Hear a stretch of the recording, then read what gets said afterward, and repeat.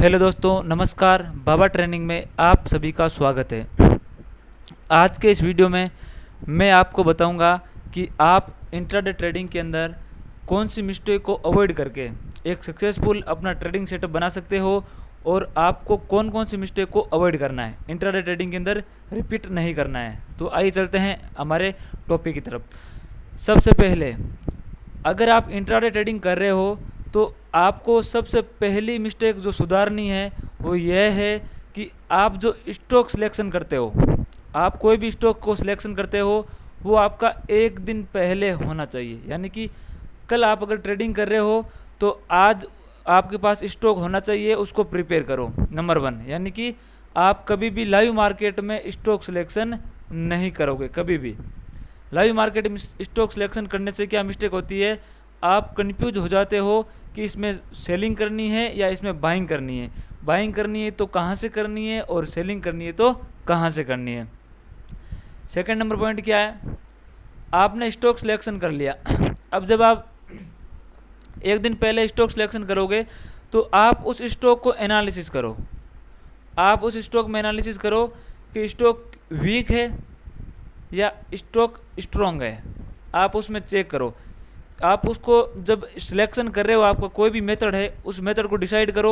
उसके बाद में उसमें टूल अप्लाई करो, अपने जो भी टूल्स हैं, आपके जो भी इंडिकेटर हैं, प्राइस एक्शन है, कुछ भी है, उसको अप्लाई करके चेक करो कि स्टॉक वीक है या स्टॉक स्ट्रॉन्ग है। आप ये दूसरा काम करोगे। डायरेक्ट कभी भी स्टॉक के अंदर ट्रेड नहीं करोगे। थर्ड नंबर, आपने स्टॉक सेलेक्ट कर लिया, स्टॉक के अंदर एक टूल्स अप्लाई करके या अपना इंडिकेटर प्राइस एक्शन अप्लाई करके वीक है या स्ट्रॉन्ग है पता लगा लिया। तीसरी बात, अब आप उसको इंट्राडे ट्रेडिंग के लिए जिस दिन आपको ट्रेड करना है उस दिन आप उस स्टॉक को लेकर आओगे, उस स्टॉक में आप ट्रेड करोगे। अब सबसे इम्पोर्टेंट पॉइंट कि अगर आपने जो स्टॉक सेलेक्ट किया है, आपने अगर उसमें बाइंग का व्यू बनाया है, आपने कहा है कि कल स्टॉक अप मूवमेंट दे सकता है, मैं इसमें बाइंग करूँगा, तो आप इसमें सेलिंग नहीं करोगे। पहली बात, क्योंकि आपने स्टॉक को सिलेक्ट किया बाइंग के लिए तो आपको रिस्क रिवार्ड अच्छा मिलेगा। आप इसको सेलिंग कदई नहीं करोगे। अगर स्टॉक आपने बाइंग का व्यू किया है तो स्टॉक में बाइंग ही आनी चाहिए। सेलिंग उसमें आ सकती है, आप गलत भी हो सकते हो, लेकिन आप उसमें सेलिंग नहीं करोगे। सबसे इम्पोर्टेंट पॉइंट। फोर्थ नंबर क्या है, आप जब ट्रेड इनिशिएट कर रहे हो अपनी, तो आपको एक दिन पहले ही उस स्टॉक के लेवल्स मालूम होने चाहिए। इस तरीके के कि स्टॉक की ओपनिंग इधर होनी चाहिए, ये स्टॉक की ओपनिंग इधर होनी चाहिए, ये स्टॉक की ओपनिंग इधर होनी चाहिए, इधर ओपन होगा तो यहाँ पर टप्पा खाएगा, यहाँ जाएगा, इधर आएगा। इस प्रकार से आपको पहले ही उसका पैरामीटर मालूम होना चाहिए। अगर इधर ओपन हो रहा है तो इधर आएगा, इधर से ऊपर जाएगा। यानी इस तरीके से आप स्टॉक के अंदर एक दिन पहले ही लेवल्स मार्क करोगे और लाइव इंट्राडे ट्रेडिंग के अंदर ही जो आपका सेटअप है, उस सेटअप के अकॉर्डिंग आप उसमें लेवल ड्राइंग करोगे तो आपकी ट्रेडिंग सक्सेसफुल होगी इंट्राडे में। फिफ्थ नंबर पॉइंट क्या है, जब भी आप ट्रेड को इनिशिएट करो, ट्रेड को इनिशिएट करने से पहले आपको टारगेट लेवल मालूम होना चाहिए। मेरा ये टारगेट है पहले से, और एसएल है या तो आपको एक दिन पहले मालूम होगा, और एक दिन पहले मालूम नहीं है तो आप लाइव मार्केट में टेक्निकल एनालिसिस करोगे, अपनी एंट्री लोगे, उस समय आप अपने एसएल को फाइंड करोगे, यानी कि फाइंडिंग एसएल। एसएल फाइंड करने के बाद अच्छा रिस्क रिवार्ड है, अगर आपके अकॉर्डिंग आपका जो भी 1:1 है, 1:2 है, या 1:3 है, 1:4 है, या इससे ऊपर का है, वो रिस्क रिवार्ड अगर आपको मिल रहा है तो आप एक एसएल फाइंड करके आप अपनी एक एंट्री बनाओगे। जो आपने व्यू बनाया है, बाइंग का बनाया है तो बाइंग करोगे, और सेलिंग का बनाया है तो सेलिंग करोगे।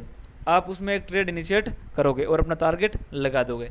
नंबर 6, आप उसमें कभी भी ट्रेलिंग टीएसएल यानी ट्रेलिंग स्टॉप लॉस नहीं लगाओगे। होता क्या है कि मान लो आप यहाँ से एंट्री ले रहे हो और आपका ये टारगेट है, आप यहाँ से एंट्री ले रहे हो, इधर से स्टॉक ऊपर गया, इधर आया, तो आप अपना क्या करते हो, एसएल इधर ट्रायल कर देते हो, एसएल को अपने ट्रेल कर देते हो।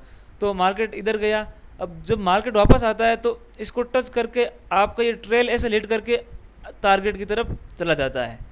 तो आपका नुकसान क्या हुआ, आपका एसएल ये था, आपने एसएल कर दिया इधर, तो एसएल ट्रेल एसएल हिट हो गया, तो आपको जो रिस्क रिवार्ड मिलना चाहिए था वो रिस्क रिवार्ड आपको नहीं मिला। तो आपका इंट्राडे ट्रेडिंग का जो सेटअप है वो फेलियर की ओर जा रहा है। तो अपने स्टॉप लॉस को कभी भी ट्रेल नहीं करें, कभी भी। हाँ, आप टारगेट को रिवाइज कर सकते हो, यानी कि आपका टारगेट अगर ये है, मार्केट इससे पहले ही सिम्टम दिखा रहा है नीचे जाने के, तो आप अपने टारगेट को इधर रख सकते हो, ये हिट हो जाएगा। यानी कि टारगेट को नीचा कर सकते हो लेकिन एसएल को कभी भी ट्रेल नहीं करना है। 7वां नंबर, आप निफ्टी यानी कि मार्केट के अगेंस्ट कभी भी ट्रेड नहीं करोगे। अगर निफ्टी बाइंग मोड में है तो आप हमेशा बाइंग की ही ट्रेड करोगे, और अगर निफ्टी सेलिंग मोड में है तो आप हमेशा सेलिंग की ही ट्रेड करोगे। ये आप गलती कभी नहीं करोगे, क्योंकि होता क्या है कि 10 में से 2 या 3 स्टॉक ऐसे होते हैं या 2-3% ऐसे होते हैं जो स्टॉक निफ्टी के विपरीत चलते हैं कभी कभी न्यूज़ के कारण, और मार्केट के अनुसार ही सारे स्टॉक चलते हैं, या आपका मूवमेंट आएगा। इसलिए निफ्टी के विपरीत कभी भी अपोजिट ट्रेड नहीं करें कभी भी। और आपका next point 8th number point क्या है कि आप कब कोई भी स्टॉक में री एंट्री नहीं करोगे। यानी कि आपने एक बार यहाँ पर एंट्री की, आपका इधर ऐसा लिट हो गया, आप दोबारा यहाँ एंट्री कर रहे हो, फिर आपका ऐसा लिट हो गया। इस प्रकार से अगर आप कोई भी स्टॉक में बाइंग करने का व्यू बनाया है, सपोज आपने बाइंग करने का व्यू बनाया है, तो आप उसमें बाइंग कर रहे हो, आपका ऐसा लेट हो गया, छोड़ो उसको, वो उस दिन आप काम करना ही, आपका वो दिन नेक्स्ट डे ट्राई करना, क्योंकि आपको ऐसा लेट हो गया, आप अपने नियम पे चल रहे हो, आप गलत साबित हो गई, अगले दिन ट्राई करेंगे। यानी कि बार बार किसी स्टॉक में एंट्री नहीं करनी है। उससे क्या होगा, आपका ट्रेडिंग का जो ट्रेडिंग सेटअप है फेलियर की ओर चला जाएगा, और आपका मानसिक संतुलन जो ट्रेडिंग का है उसमें गड़बड़ हो जाएगा, और आप बार बार ट्रेड लोगे, बार बार ऐसा लेट होगा, लॉस होगा वो अलग है, और आपकी ब्रोकरेज भी बहुत चली जाएगी। इस तरीके से आप किसी भी स्टॉक में बार बार ट्रेड नहीं करोगे, वो रिपीट नहीं करोगे अपने ट्रेड को। और 9th नंबर पॉइंट क्या है, सबसे इम्पोर्टेंट पॉइंट, आप सब एक दिन पहले, मैं वापस कह रहा हूँ 9th नंबर पॉइंट, एक दिन पहले आप सब डिसाइड होना चाहिए स्टॉक सिलेक्शन के बारे में, और आपको लेवल्स मालूम होना चाहिए स्टॉक के लेवल्स क्या है, और लेवल्स के बाद में एसएल या फाइंड एसएल आप ये कर सकते हो, और टारगेट आपको मालूम होना चाहिए, और टारगेट के बाद में आप रिस्क रिवार्ड आपको मालूम होना चाहिए। उसके बाद में आप पोजीशन बनाओगे और अपना जो ट्रेड को इनिशिएट करोगे। तो ये रूल थे। अगर आप इंट्राडे ट्रेडिंग के अंदर सक्सेसफुल होना चाहते हो तो आप ये गलतियाँ कभी नहीं करें। अगर आप एक अच्छा ट्रेडर बनना चाहते हो इंट्राडे में, सपोज डेट मैं आपको सेटअप दिखा रहा हूँ किस तरीके से। जैसे कि मान लो मुझे कल ट्रेड करना है, तो मैं क्या करूँगा, पहले निफ्टी को एनालिसिस करूँगा, निफ्टी में क्या है, फिर निफ्टी के सेक्टर को एनालिसिस करूँगा, उसके बाद में स्टॉक को एनालिसिस करूँगा। मान लो निफ्टी मुझे बाइंग का बोल रही है, तो एग्जांपल दे रहा हूँ मैं, निफ्टी मुझे बाइंग का बोल रही है, तो सेक्टर भी मुझे अगर बाइंग का बोल रहा है, तो मैं स्टॉक में बाइंग की ही पोजीशन ढूंढूंगा। बाइंग की पोजीशन ढूंढने के बाद में जब लाइव मार्केट में मैं इसमें क्या करूँगा, लाइव मार्केट में मैं इसमें एसएल फाइंड करूँगा कि मेरा एसएल इसमें कहाँ पे होना चाहिए। टारगेट मुझे एक दिन पहले ही मालूम होना चाहिए और मैं एंट्री कर दूंगा एक अच्छा रिस्क रिवार्ड के तौर पे। इस तरीके से मैं अपना एक सेटअप बनाऊंगा और उस सेटअप के अकॉर्डिंग ही कार्य करूँगा। अगर आप इस तरीके से काम करोगे तो आप ट्रेडिंग में कभी भी अनसक्सेसफुल नहीं होगे, इंट्राडे ट्रेडिंग में विशेष तौर पे, क्योंकि इंट्राडे ट्रेडिंग एक ऐसी ट्रेडिंग है जिसके अंदर स्टॉक के बारे में सारी इंफॉर्मेशन आपको एक दिन पहले ही अवेलेबल होनी चाहिए। अगर वो नहीं है तो आप गलत दिशा में जा रहे हो, अपने दिशा को सही करो और स्टॉक्स को एक दिन पहले अप्लाई करो। और लास्ट में मैं ये कहना चाहूँगा, सबसे बड़ी प्रॉब्लम क्या है, स्टॉक सिलेक्शन। हर बंदा यही बात करता है। मैं कह रहा हूँ आप अपना कोई भी सेटअप बनाओ, कोई भी सेटअप बनाओ, उस सेटअप से स्टॉक को पकड़ो। स्टॉक को पकड़ लिया, उसके बाद में उस स्टॉक को एनालिसिस करो कि वो स्टॉक डाउन है या अप ट्रेंड में है, कौन सा ट्रेंड है उसका, किस प्रकार से इसमें ट्रेड करनी है, वो सबसे इंपॉर्टेंट है।